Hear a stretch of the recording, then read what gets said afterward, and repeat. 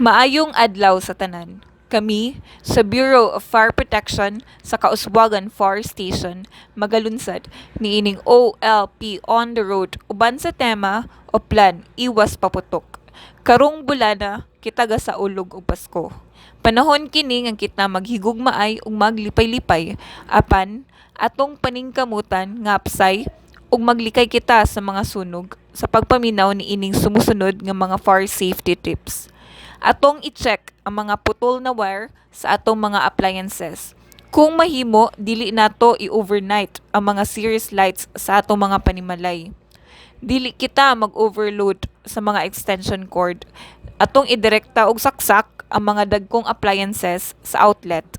Kung mopalit manggaling ta o Christmas light o uban pang dekorasyon, siguraduhon na aprobado kini sa DTI ug atong makit-an ang ICC sticker.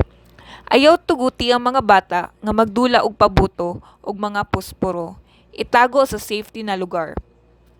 Bawal kita mogamit og mga illegal nga pabuto. Basahon nato ang mga instructions ni ini. Atong obserbaran usab ang mga balaod ug mga ordinansa sa atong lugar bahin sa pagpabuto. Kita mosunod sa mga otoridad aron malikayan ang disgrasya. Dili kita mag-eksperimento sa mga pabuto o ayaw na ninyo punita ang mga pabuto sa dalan. Bubuoy kini og tubig aron makasiguro nga dili na siya musiga pa. Palihog, sa hawan kita magpabuto, likayan nato ang mga balay, mga poste, kahoy ug uban pang dali mataptan og kalayo.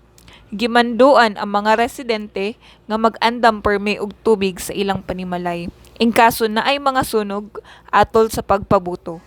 I-save o tawagi kami sa among emergency hotline 0926 669 4906 0926 669 4906